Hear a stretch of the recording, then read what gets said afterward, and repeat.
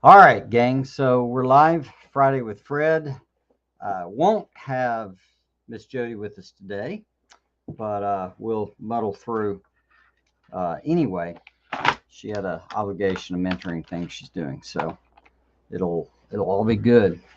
Um, so here's Friday with Fred. So this is the the show that uh, I hope you think a little different about the same old things. So it's homeschool, it's family, it's relationships, it's the challenges. Some of you have written in some questions. My real preference is to have live questions, and I do need to invite you to, well, a couple things. I'm going to shift this to Zoom in the days ahead, so you can still hide yourself or whatever. But then we can get live interactions. I think it'll be far more helpful because I can ask questions a little better for starters. So that'll be fun. So look towards that. But in the meantime, what I want is you to post in the chat your questions, and let's see if we can think about them a bit together. Anything homeschool related, anything family related, etc.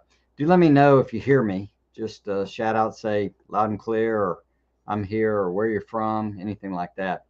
And as we go, I know there's a delay in the system, so I'll have some pauses waiting on things, and then people, start signing on and showing up. So there's all that delay. What I'd like to do, because this is also taped, so people can follow along, I'm going to share with you. Good, Nicole, thanks, loud and clear. So I'm going to share with you um, a snippet of some thinking I've been doing on procrastination. You're a little bit of a test group, and I'm going to kind of break your brain a little bit. Kentucky, North Carolina, awesome. So, so if you really catch on to what I'm saying, it'll change your life because you'll absolutely turn into a new person in terms of um, how you approach getting things done. And what I'm doing is I'm basically saying that procrastination is a myth. I've hinted at this before, but I want to share it with you because most people admit they all struggle with procrastination. I've never met anybody that I've asked that they said no. The only person I know for sure was my mother. She literally, to my knowledge, never procrastinated. Every to-do list she ever wrote, she completed all of them. It's the craziest thing in the world, but the way she thought about it was different than the way we do. So we'll see if this stuff helps you. So what I'm going to do is share with you some aphorisms. So what I do when I try to think through things, the way I think about life is it's hard to walk crooked and think straight, or you can say walk straight and think crooked, because it's intimately tied. The way we think about things is intimately tied to then what we do and how we approach it. So our understanding, our frame, our paradigm, our pattern, our assumptions, our expectations, all those things influence what's going on. And it's a big deal in homeschooling in particular, in parenting, because if you have things like the moment you think a child is going through stages, well, there's nothing you can do about a stage. It's just what they go through. So you endure it, right? So, so if you think that way, then you won't take action to really help the child transition. Just like if a child's sick, my grandkids have been sick recently, and if you thought, hey, kids just get sick and you just endure it, well, you'd never think to maybe go to the doctor or give some symptomatic relief or uh, uh, even a humidifier or whatever. You wouldn't do any of that. So it's a bit of a challenge. So what I'm going to do is take you through these aphorisms, and if I can figure out how to share my screen, share screen, ta-da. Uh, and what it's going to be, it's going to be 25 of them. I'm going to go really fast. You can go back and play this through. I just want to invite you to think about it. So my goal literally is to break your brain. That's all I'm trying to do. So don't misunderstand that, okay? So it works like this. I didn't really have time to make all the slides show up. I assume you can see this. It says you can. So we'll assume that's working. So here's how it works. The myth of procrastination. Myth of procrastination. So aphorism. An aphorism is a short saying that is intended to express a general truth. So what I do is I sit down on a topic and I start making up these aphorisms. I may not agree with them. I try to say them. It's a short saying, a pithy kind of quote type thing that tells a general truth in an area. So on this topic of procrastination and productivity, I'm at 187 aphorisms. I'm sharing 25 with you really fast. So catch on that I've spent a lot of time thinking about this. I'm not going to be wrong, but I know it could affect your life. So let me just walk through these. Number one, what you're doing is what you want. So what I'm arguing is if you can look at what you're doing is what you want. Like right now, those of you who have joined online, I can tell that what you want is to be on this. And we're going to get these questions and talk about homeschool, etc. But I can tell something because what you're doing is what you want. Number two, you can only want and do one thing at a time. This goes in the face of multitasking, but the literature is pretty clear. We don't multitask. We switch real fast, but we don't multitask. But you can only want and do one thing at a time. Number three, wanting and doing are inseparable. So the way I'm arguing it, wanting and doing, and I don't mean want in the sense of longing, hope, wish. I mean in this more specific sense of the relationship between wanting and doing. So catch that. So if you want A, you'll do A. If you don't want A, you won't do A. And if you're doing A, you want A. And there's two subpoints to that. Whoops. So if you do A, there's an A want somewhere. So in other words, if you see somebody doing something, you can figure out they want to. So if you look at your kids and see them not doing their work, you can tell they want to not do their work, right? If you see any behavior in your kid, that's sort of the game.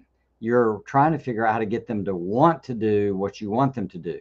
And sometimes we use coercion, sometimes we use pictures, someone to appeal to some, a value, etc. So sometimes it's the way we structure things. So this is part of the whole parenting homeschooling game. 7, if it should say, if you're not doing A, you don't want A. And this is important. So I'm going to argue if you're not doing something, you don't want it. You cannot want and not want the same thing. So at the same moment, same thing, you can't want and not want it. But we don't have a mechanism for that. The next ones. What you're not doing is what you don't want. And I know this is all complicated and all, but trust me, I'm trying to invite you to think in a fresh way. So what you're not doing is what you don't want. So if you can look at your life and see stuff you're not doing, you can safely conclude you don't want them. You might in the future, but keep reading. You're always wanting and doing something and not wanting and doing everything else, right? So the moment you're doing something, so right now you're online with me and you're wanting to be online with me, but that means you right now don't want to do any number of other things you're not doing. 11, in any given moment, you can know what you want and don't want by seeing what you're doing and not doing. 12, longing or wishing for something is just a theory about what you think you'll want and do in the future. So when you long for something or wish for something, you've got a theory, proposition that I'm really going to want to do that later. 13, you can say you want to do something tomorrow, but we'll see. I really like that one. You can say you want to do something tomorrow, but we'll see.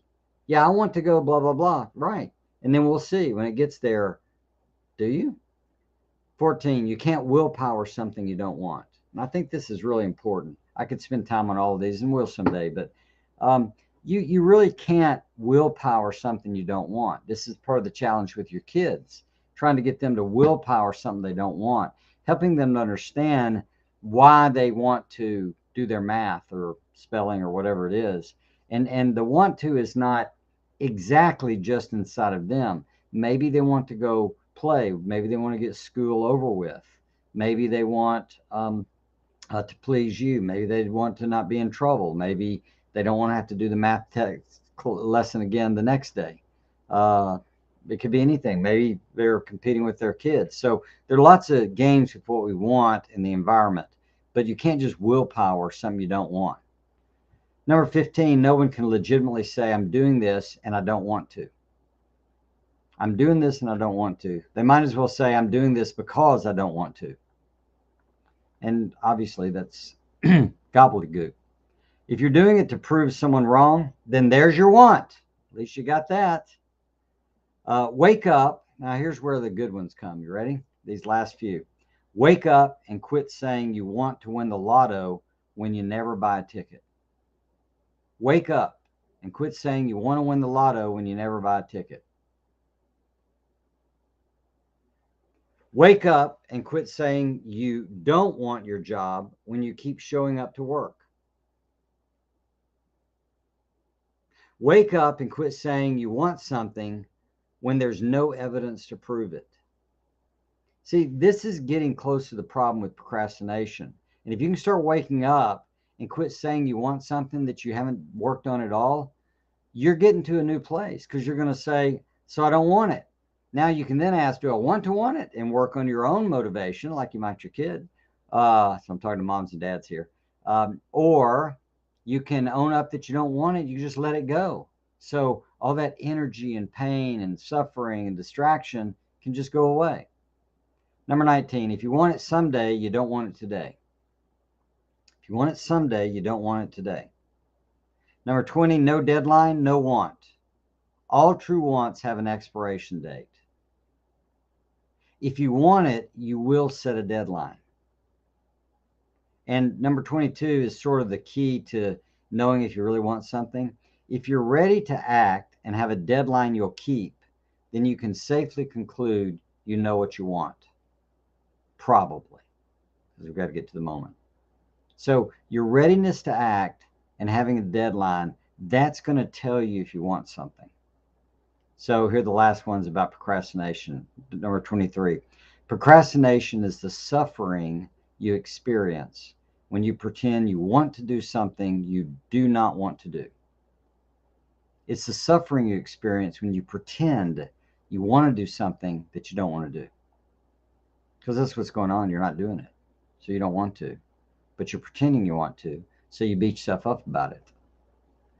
24, procrastination is pretending you're putting off doing something you're pretending you want to do. So you're even pretending that you're putting it off when you just don't want to do it. Look, if you're putting something off, like you're going to work on it next Tuesday, that's called planning. That's not procrastination. It's just planning. So if you're planning, that's fine. Procrastination is this suffering, pretending game that we keep trying to tell ourselves, yeah, I really want to do that. No evidence for it. Hadn't bought the lotto ticket, etc. You're doing nothing, but you keep pretending that you want it instead of waking up and going, clearly I don't want it, right? And the moment you do that, then you're in a new place, because you can figure out how to want it, or you can drop it. Number 25, it's not procrastination if you don't want to do it. And it's not. It's just that you don't want to do it. It's not procrastination. You don't want to do it. And that's where the wake-up call really kicks in. I don't know if y'all found that helpful or not, but you can go back and listen to it again, and I'll be putting more together on it. But I'm just telling you, if you can wake up and recognize that procrastination is a myth, it's just you pretending you want something you don't want to do, then you'll start tuning into what you really do want to do, or what you need to work on. And it's a totes game changer as it goes. All right, so let's start with questions. I did get one. Well, I have several that were mailed in, and one was particularly good. It's kind of long, but I wanted to start with it because Abby got it to me earlier. So if you'll tolerate this game with me, I need to one more time share my screen. I apologize, because I've tried to paste in this chat, and they're just too crazy short. They clip it, right? So let me just show you this. So I'll put it in here. All right. Hi, Dr. Lybrand. I'm asking these questions to you and my good friend Karen Rodriguez, friend of mine too, hoping I can find some solid advice. Thank you. Can you please go over the victim mentality? I'm greatly needing to overcome this and reheat info in it from multiple trusted sources. Um, Also, my husband wants the homeschoolers to reach their full potential. He saw a lot of boredom from them and lack of focus on his days off from work. I love the RC method, but he doesn't see it as enough.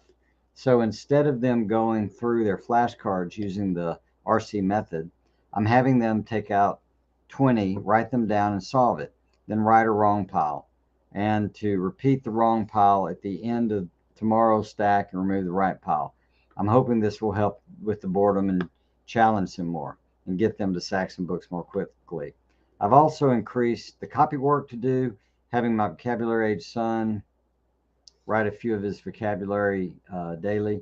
Between this, a regular routine from home, and 4 kids and fifth baby in 2 months, um, I am basically barely hanging on, I guess. We've been doing the bare minimum, and he wants us to do more. It's that fixed mindset that is troubling me, and I see it with some of my kids, as one is now taking 4 hours compared to the max 1 hour between breaks, lunch, distractions with the other kids, and just sits there. So I'm just sitting here making sure he stays on track.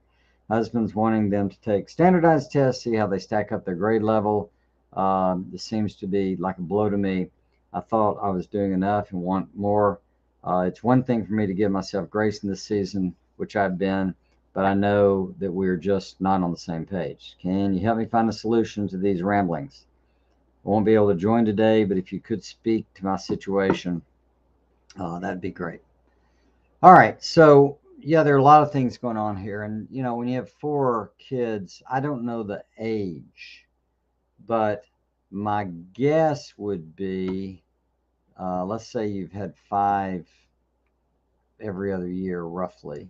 That's a 10-year-old, and then probably an 8-year-old, and then maybe a 6-year-old, something like that, or some game in there.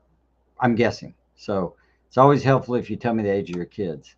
But in this game, I actually appreciate the husband's concerns about wanting to make sure they're learning, especially if it's not an area he's familiar with. What I would say is you've got to make it more of a routine. You're right to challenge them more. If they're bored, they're not challenged enough. If they're anxious, they're over challenged. This thing about sitting there and taking 4 hours, it sounds like you're actually probably not following the way Robinson would talk about it, because what should be going on is there should be a limit of amount of time for, let's say, math or flashcards, and that's the limit. And you work on it then. And if you don't work on it then, or do your math problems, or it could be your reading or writing, whatever you're doing, your copy work, let's say copy work, that'll be easier. They have a certain amount of time to do copy work. Maybe it's 30 minutes.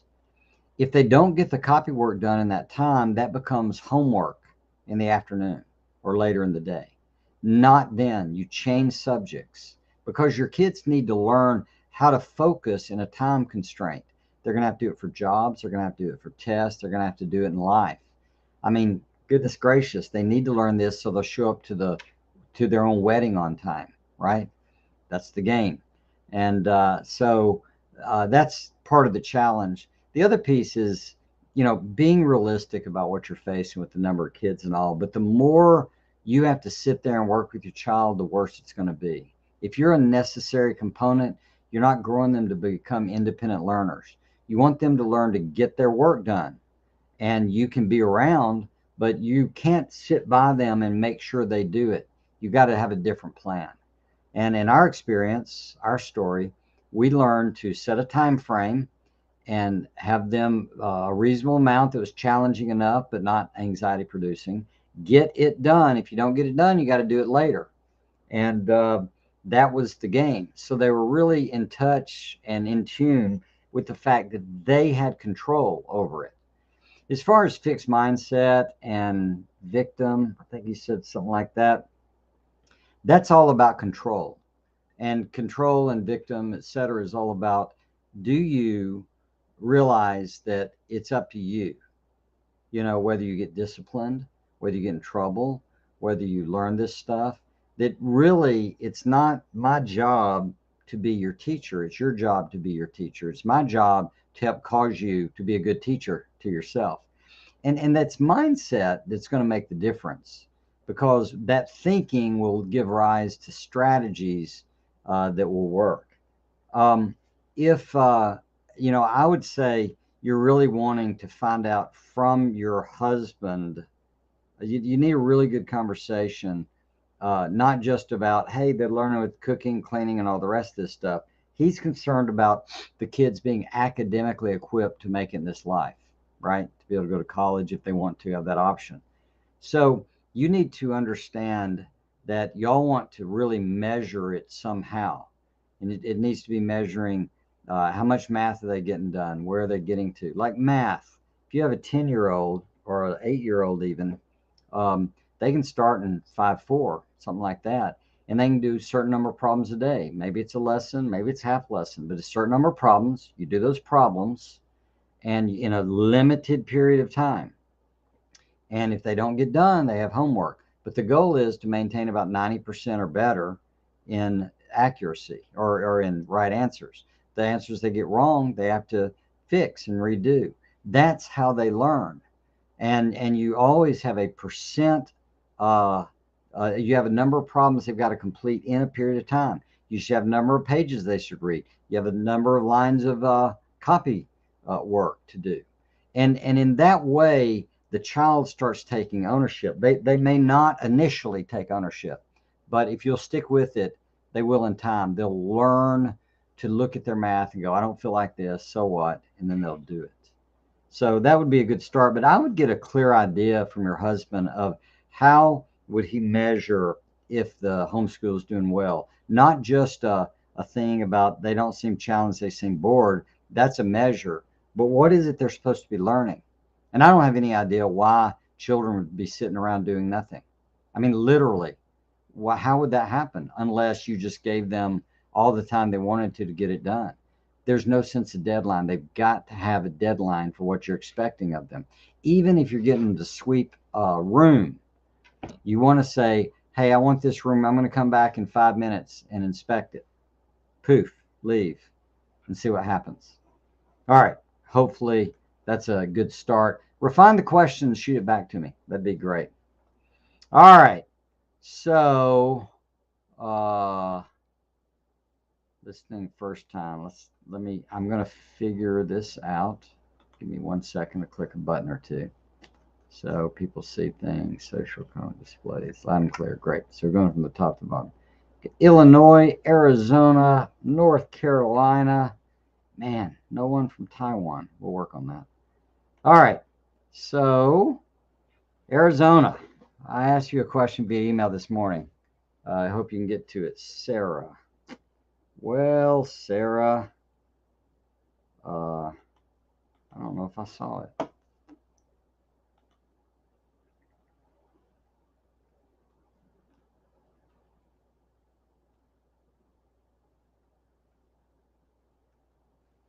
Nobody give up yet. I'm just trying to look at it. Sarah. Da da da da. Ah, that was Sarah. I thought it was Abby or something, but that was Sarah, your question. So, ta-da. Yes, I did get to it. I apologize. I had the names mistaken. Next. Let's see. Cole sees it. I don't even keep a to-do list anymore. Either do it or schedule it or don't do it. Good for you, Louise. That is awesome. That's what we were talking about that a few days ago, I think, or weeks ago. But it's the same exact idea. That is perfect. Can we want a result without wanting to go through the process? And if so, how do we make ourselves want to go through that process? No, I think that's an important question. So, so I can, like, I want to win the lotto, but I don't want to buy a ticket. That's a problem because sometimes the process is part of it. I want to graduate college, but I don't want to go. Well, so here's the game. You've got to be willing to do what it takes to get the results you want within reason, right? So if you know you wouldn't do the process, there's no reason to think. I mean, look, if you want to be a pro golfer or any Olympic athlete, any professional, You're just going to have to live and breathe it. You're going to have to dedicate your life to it. And when you think that through, you go, yeah, I don't want to do that. I remember joining the swim team as a kid. I was really fast. I won all kinds of awards at, like SCAP camp and stuff like that. I just was a really good, strong, fast swimmer for some reason. And I went to join the swim team. And after a day or two of it, of the relentless, endless swimming in circles, I couldn't do it. I wasn't made for that. It's just a thing I couldn't do. If you're going to be a golfer, if you can't go out and hit 300 balls a day, that's going to be a problem. If you can't go out and play golf basically every day, that's going to be a problem. You may want to win the tournament, but you're going to have to put in the time. And so that is a challenge. Now, what I will tell you is you can find shortcuts. You can want a result, but find a shortcut. So I wanted my doctorate, but I'd left school a little bit early, and I didn't want to go back and finish a year in a master's program. I had a master's degree, but I had a little more I needed to finish another level master's to go to the doctorate. But then I started looking at it and I found, oh, if I just add a year of Hebrew, that qualifies me for an equivalency degree that could get me in a doctoral program. So that's what I did. So I found a shortcut instead of going back for an entire year, which would have been 30 hours or 27 or something, and a lot of expense, a lot of time. I could take one class for a year remotely and then get qualified and get in the doctor program, which is what I did. So you can find shortcuts. If that makes sense, it should. So, wondering how to get kids to listen the first time I ask them to do something. Oh, what a great question. Don't you just love that question? Yeah. How do we get them the very first time to listen? I think it's just a super question. What is a good consequence to encourage them to listen the first time? Now here's the problem. So listening the first time, you got to have their attention. And some people getting their attention if they're engrossed in something is a little bit tricky. I had a friend who his wife he was watching TV and she kept talking to him. He didn't hear her. So she finally got in front of him and said, "Look, I just want to know what you want. I want you to tell me what you want." And he jokingly pushed her to the side. He says, "I want to watch TV." They did fine. They sorted out. But when I'm the way a male brain is set up with corpus callosum, the design of it, it gets focused on TV. You don't hear it. It's a thing. They don't easily hear screaming in the back of the house either, unless it's really obnoxious.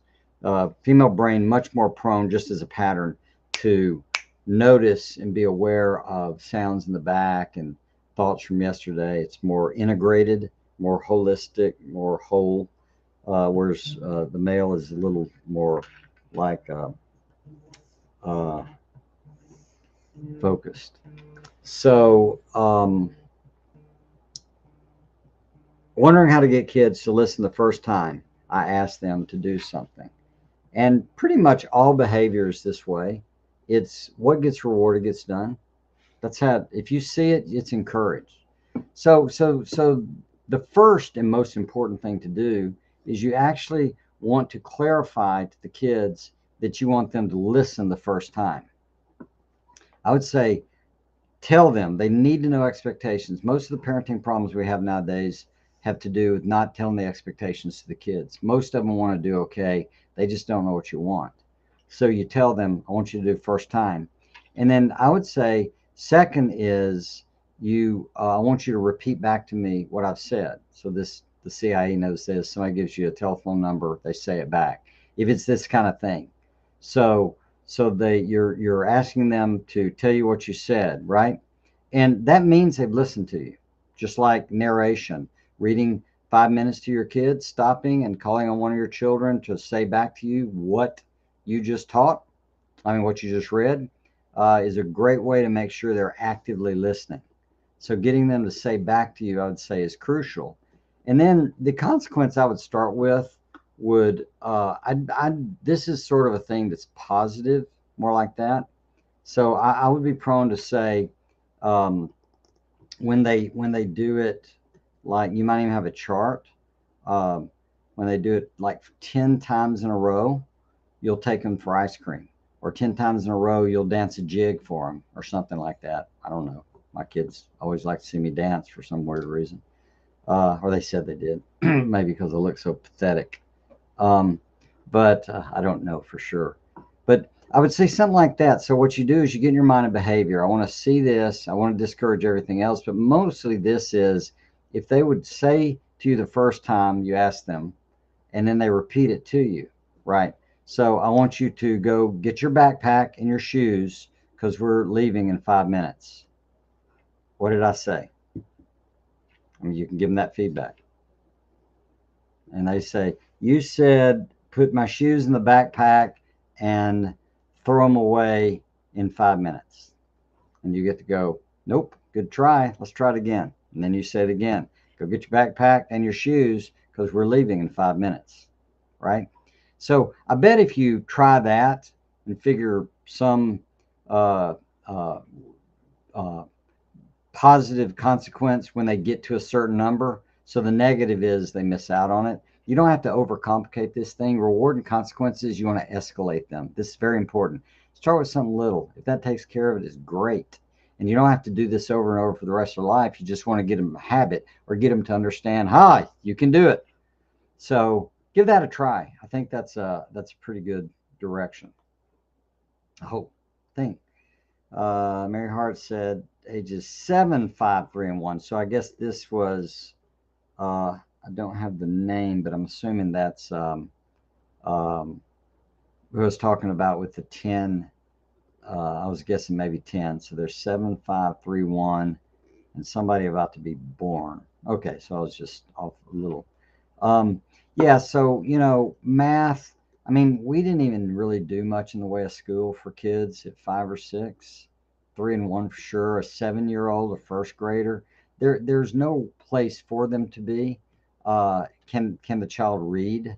The phonics would be the most important thing. I don't even think math's important at 7.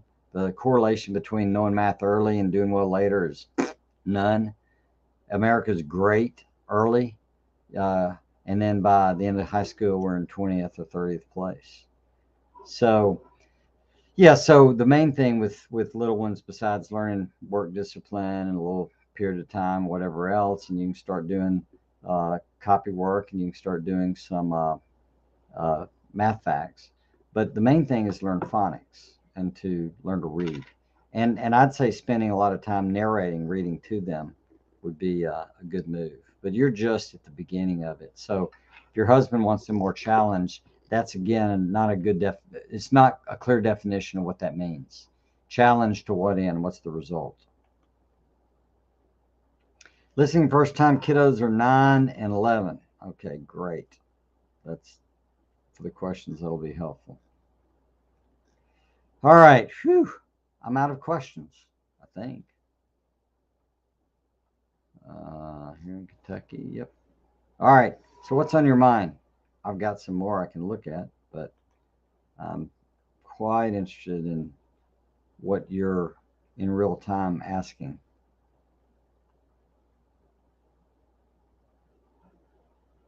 I like this question. So I've got one to give us.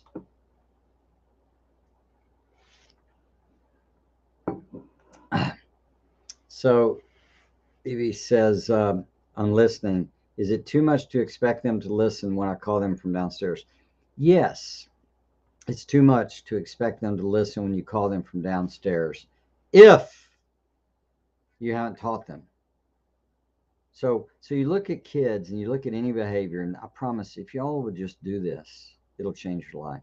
Look at your child and ask any behavior you don't like, and ask, how have I taught you to do this? And then look for the answer, because somehow it's been rewarded. It's been built in. Um, they have been encouraged somehow, subtly, not ways you're aware of, but you've actually played a role in teaching this sort of thing. I mean, some of it they're playing, they're busy, they're whatever else. But if you want them to listen, You know, chances are, if I could watch you, I bet there's sometimes what you do is you kind of shout multiple times, you know, holler upstairs. And it's about like counting. If any of y'all do that, if you don't do this, I'm going to count to 10. Blah, blah. 1, 2, 3. Do you mean count again? I got to 10. Well, why not 8? Why is 10 better than 8? Oh, 8's okay. Why not 4? Really? 4's good. How about just don't count? We don't count. So, like, if that was really an issue of them needing to hear you every time you call upstairs, you'd want to get in their mind. I want y'all to come to the edge of the steps and say, yes, ma'am, or yes, mommy, or something like that, or yes, dad, or whoever it is. And you train them. And if you call them and they don't do it, then you go up there and you take them, you give them a timeout or some disciplinary thing. If you do that kind of stuff, some consequence. So they learn, they have to be taught to do it. And again, if they do it a certain number of days in a row, give them a treat, you know, or 10 times in a row. They need to learn that they can pull this off. But it's a learning thing. It is too much to expect them to listen when you call them from downstairs if you've not taught them to do that. That'd be my proverbial answer. Whoops, sorry. So let's see. I try to get them to go to the top of the stairs and get eye contact. Try to get them to, yeah, come to cut. And that'd be good. But that would be, don't try. There's no try. This is Yoda. Okay, there's no try. There's do or not do. So you want to train them to do that. And that might take some time, but you want to train them, not try to get them, but you say, here's how I talk to my kids. Hey, kids, guess what? You're going to learn to do this. It's too important. I don't have an intercom system. I can't strain my voice. When I call you, and I may have a special kind of call, maybe I blow a whistle, or maybe I say, kids, kids, kids. It's a 3 time, not just hollering to 1. See, because if you're hollering upstairs to 1, but that doesn't the other, why would they answer? So if you have a special code like kids, kids, kids, I'm making up some, and then they're to come to the top of the stairs. And then I'd practice it a few times. Like we're going to practice it.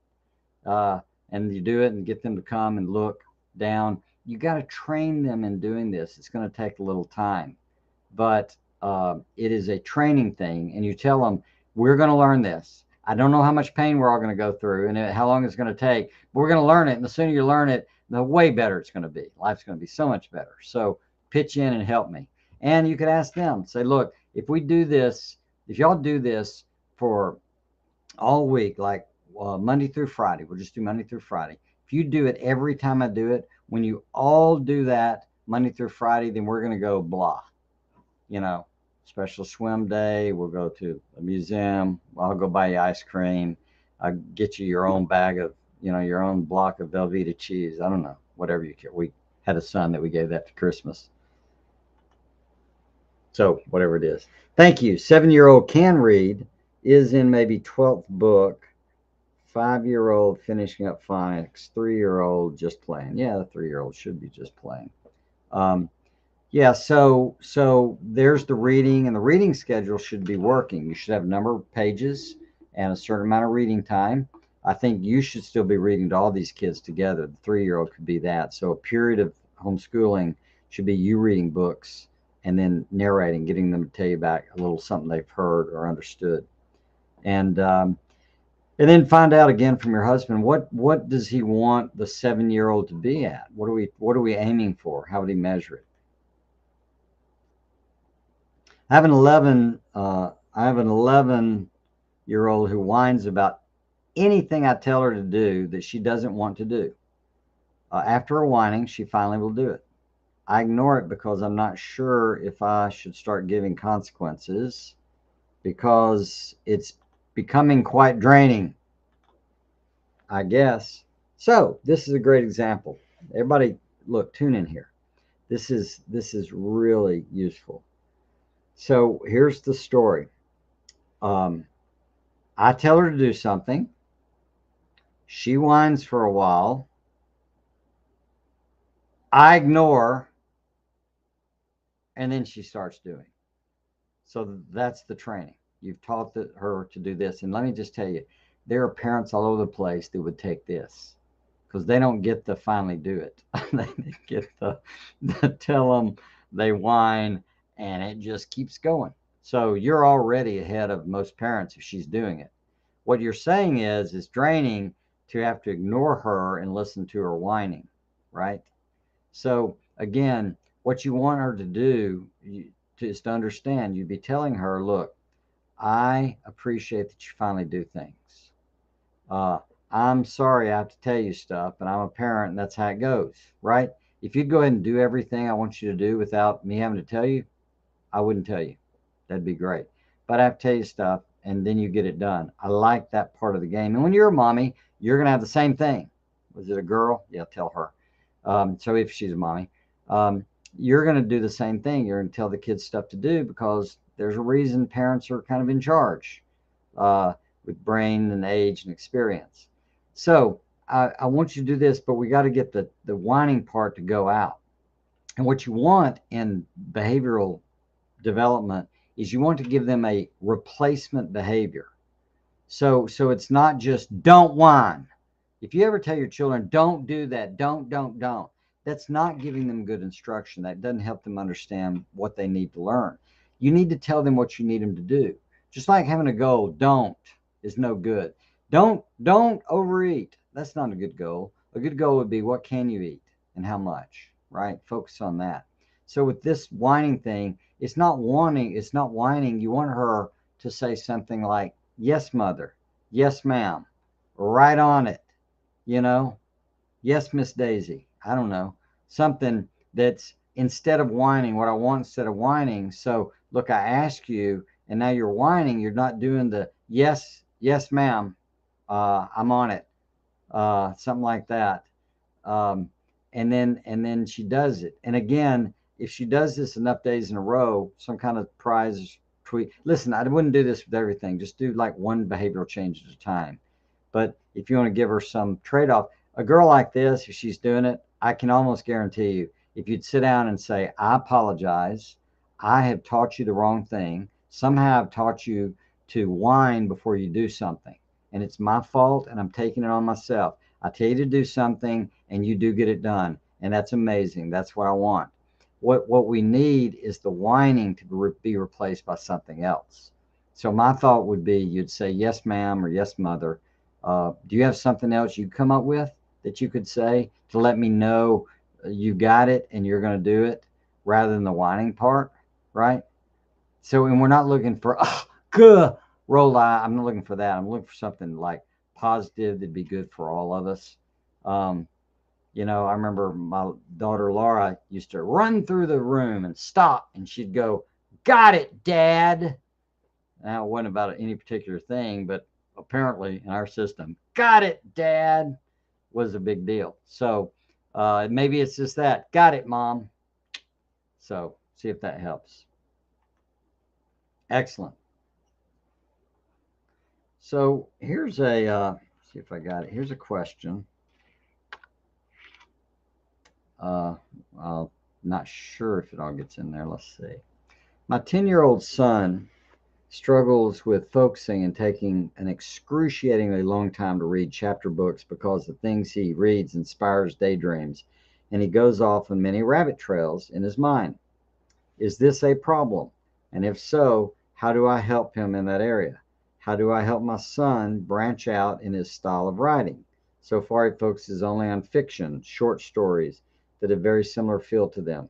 Should I require different types of essays, such as persuasive, informative, etc.? My 9-year-old son struggles with being independent. He has a major mental block to completing his work without me right with him. How do I help him overcome this, Danessa? So on the son, some of the stuff I said earlier about sitting by him, similar thing, but all of these are very similar. So it's a 10-year-old and a 9-year-old, and they would be prone to go off in other stuff. So let me just address this a little bit out of order. I'd say essays, no. Persuasion essays for a 10-year-old, they don't have the cerebral cortex ready. They're not ready for it. But you can get them to write on different things. So you could have them to write a description. So he likes a certain type of thing. You know, you could have him, he likes, like, I had a son that liked magical fairy tale things, what young adult type stuff. Well, one day it could be a whole description of just one of the swords or of the outfit, and it's just a description.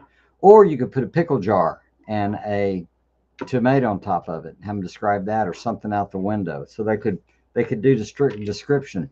You could also give them a starter of a story that's in a different direction.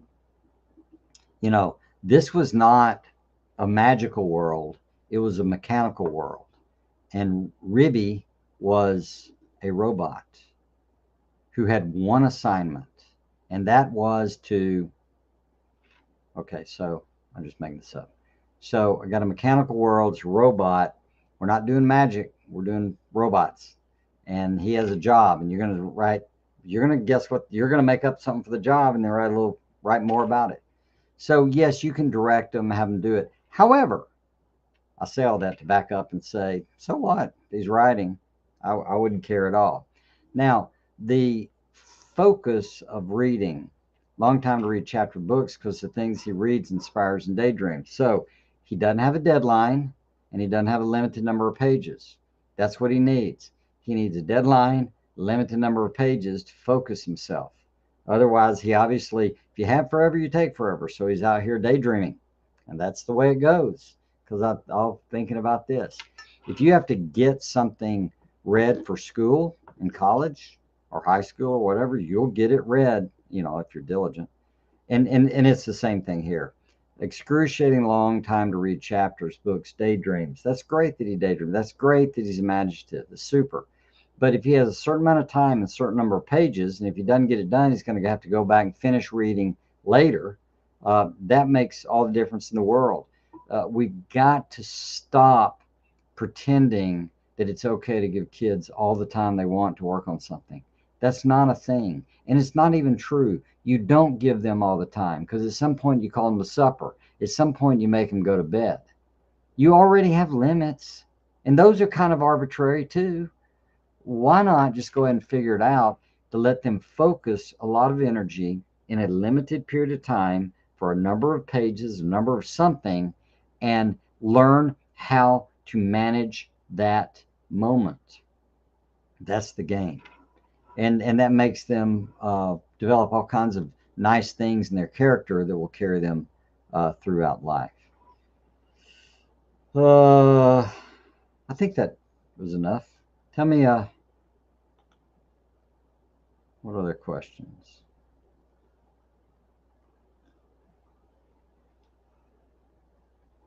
All right, gang, we got like 10 more minutes.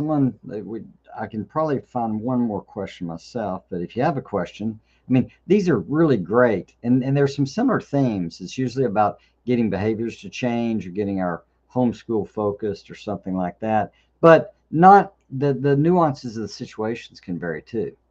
So it's great, and it's great to hear the same answer again from another angle. So what other questions are on your mind?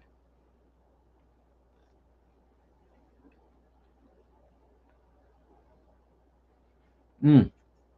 And it certainly could be about what we talked about at the beginning, about procrastination being a myth and how you think about things.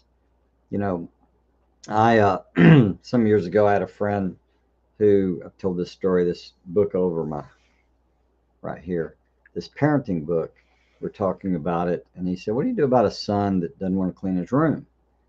And I said, "Well, you get a big bucket, and you put $5 in the bucket every day he doesn't clean his room, and at the end of the month you give all that money to, in his case, uh, uh,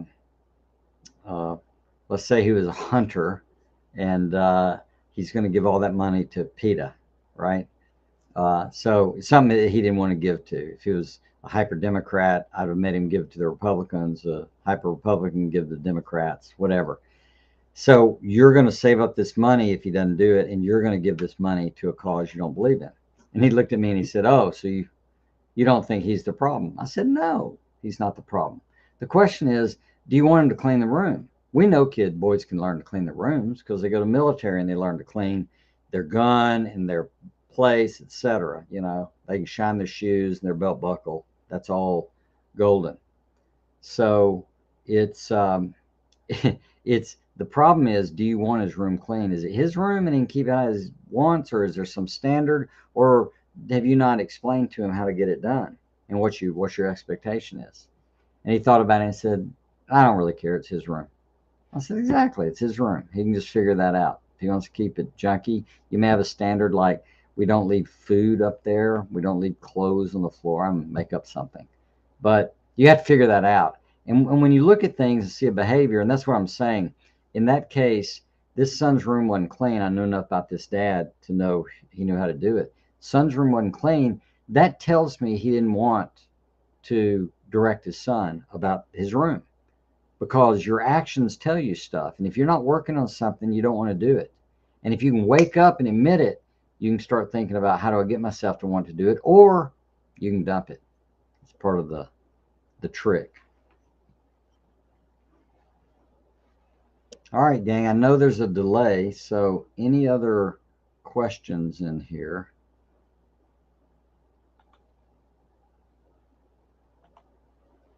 How this works.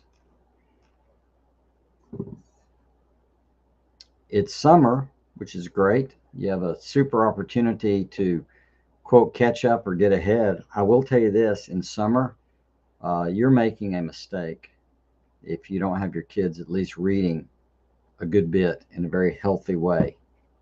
You really want that. We had them do math too. We did school year round and showed them the math of how much time they go to school. If you go to school at this time, like the bus gets you, and you get home at this time, so there's that. And then what's going on. And we could easily prove, even when we did school in the summer, they spent less hours in school the way we did it, 5 hours a day, than they would have just 9 months in another school. It's really quite crazy if you think about it, but it maths out. So let's see. We got, what is the best thing I can do every day to influence my kids? Love these lives. Oh, I'm so glad. I'm glad they're helpful. And I'm fixing to get some help on kind of promoting the things. I wanted to encourage you to do that. Obviously, share these with your friends. Share the YouTube site with your friends, or the writing course on Facebook, wherever you want to share. But YouTube's a really good place for it. We have free videos on how we homeschool, other materials, blogs, discussions, videos, all kinds of fun stuff, and opportunities to add, some of our multiple 12 courses of the writing course. So check all that out. The best thing you can do every day to influence your kids. So the best thing you can do, I'll give you the best thing you can do, and then the second best thing. So the best thing you can do, if you're married, is to love your spouse and to make your spouse a higher priority than the children. That's not easy, but that's where the health is.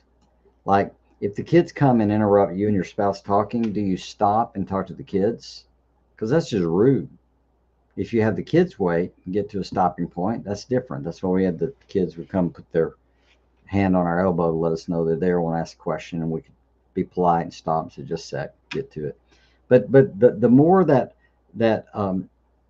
husband and wife relationship is strong and sane, the less parenting tricks you need to know. You really don't, because it generates health. It gives them a sense of safety, etc. And by the way, this would go with separation, divorce, and all. The more you can get along with the two parents of the child can get along, the better they are. And I'm not addressing something like, if you're widowed or something like that, but that's the most strategic thing. That's the value of date night and time together. This is also why Jody and I would sit by each other at the dinner table. We'd sit by each other in church and the kids outside of us, not between us. We always wanted to make it look focused that we're a couple, because they're going to leave someday. We're still going to be a couple. It's about us. We're already a family, whether we had kids or not. Us. Dinner table. We would sit by each other, not at the oppositional ends of the table with the kids between us. We'd sit by each other. We worked hard at that. Our bedroom, the kids were not allowed in our bedroom. That was not a family room. It was special, our relationship. That's what we had it for. And we wanted them to grow up and go, I don't know what they do in that room, but they come out happy. And when I grow up, I'm going to get me one of those rooms and I'm going to get me one of them spouses. That's what I'm going to do. The other thing I would suggest, not the best thing, but like the second best thing you can do with your kids, is you want to keep pointing out two things to them. This is really important. You want to let them know and show them that they're loved. You know, you want to tell them, I love you, a lot. But you also want to tell them how special they are or cool. This is more of a significance type thing. I remember one time saying to my youngest, Brooks, I said, hey, Brooks, you know I love you. Oh, yeah. I said, do you know how cool I think you are? He goes, not really. Tell me more about that. Right? So obviously that part of his bank account, emotional bank account, was not filled up. It was running on empty. So learning to do special and loved is key. Some of the specialness, or really the way you do that with kids, is if you can look at an action they take and then tie it to a value, you know, that it shows me something. So like with this daughter a minute ago, we mentioned, you know, honey, you know, the fact that you finally get it done after whining shows me actually that you are a respectful, hardworking person. You know, here's an action, you do this, that shows me that. You know, the way you were nice to your friend shows me what a caring person you are. All those types of things connect the dots for them and answer that significant, why you're special, why you're cool type thing. So that's my answer. Wow, that's good. My husband will appreciate it. Well, he should, because, well, it's not only feels good, it's also true. I always like rhetoric that's actually true. I can see how that builds a feeling of safety for them. Yeah, totally. It totally does that. And Zeta agreed. That's awesome. And just want to say hi. We're so glad you're here and glad you're saying hi. And we're going to be here every week. There'll be some times, you know, vacation or whatever that won't happen, but for the most part, we're golden. Hey, y'all are doing great. So pass this along, share with others, and think about that procrastination stuff. I was trying to break your mind. Go back and listen to it again. It'll be posted. It'll all be good. And we'll see you next week. And I bet Jody will join us. Anyway, hope this helped.